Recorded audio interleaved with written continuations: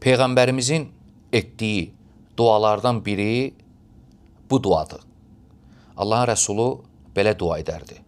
Allahümmə rahmətəkə ərcu fələ təkilni ilə nəfsi tərfətə ayn. Allahım, sənin rəhmətini ümid edirəm, rəca edirəm. Məni bir göz qırpımı qədər öz nəfsim ilə baş-başa buraxma. Allahu Akbar. Əziz qardaşlar, bu dua Peyğəmbərimizin duasıdır.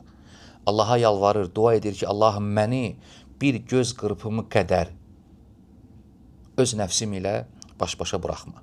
İmam İbn Qeym Rahiməhullah özünün yazdığı Əl-Fəvaid kitabında bu məsələ ilə bağlı görün nə deyir. Buyurur ki, bütün arif insanlar hamısı yekdil rəydədir ki, icma ediblər ki, müvəffəqiyyət odur ki, Allah insanı nəfsi ilə baş-başa buraxmır. Həqiqi tövfiq, həqiqi müvəffəqiyyət, xeyr budur. Həqiqi bədbəxtçilik odur ki, rüsvay, xuzlən, Allah insanı öz nəfsi ilə baş-başa buraxır. Allah səni öz nəfsi istəklərin ilə baş-başa buraxsa, onun yardımı gəlməsə, sən həqiqi bədbəxt olan insansan. Ona görə Peyğəmbər sallallahu aleyhi və səlləm bu duanı edir ki, Allahım, məni bir göz qırpımı qədər öz nəfsim ilə baş-başa buraxma.